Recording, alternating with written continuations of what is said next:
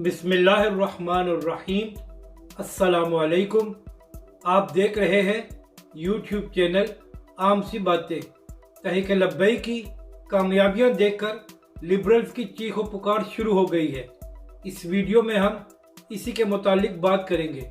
अभी पाकिस्तानी लिबरल्स को यही बात हजम नहीं हो रही थी कि तहरीक लब्बैक से पाबंदी ख़त्म हो गई है और अलामा साद रिजवी भी रिहा हो गए हैं, और ऊपर से तहरीक लब्बैक ने खैबर पख्तूनख्वा में शानदार कामयाबी हासिल करके इनकी परेशानी में मज़ीद इजाफा कर दिया है।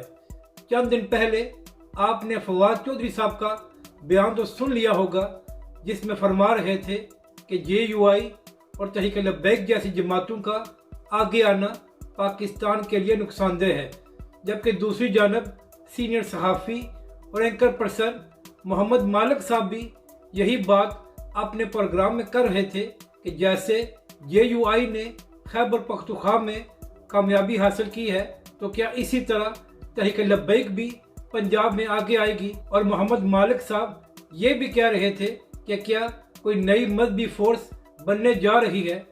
अब आप इन लोगों का अंदाज़ा लगाएं कि एक इस्लामी मुल्क में अगर कोई मजहबी फोर्स बन भी जाएगी तो क्या फ़र्क पड़ जाएगा।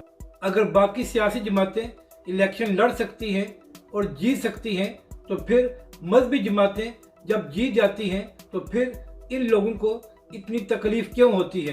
क्या पाकिस्तान में मजहबी जमातों को यह हक हासिल नहीं है कि वो भी इलेक्शन लड़े और जीत कर अपनी हुकूमत बनाएं। अपनी राय का ज़रूर इजहार करें कि आपको ये वीडियो कैसी लगी, और हमारे इस चैनल को भी सब्सक्राइब करें।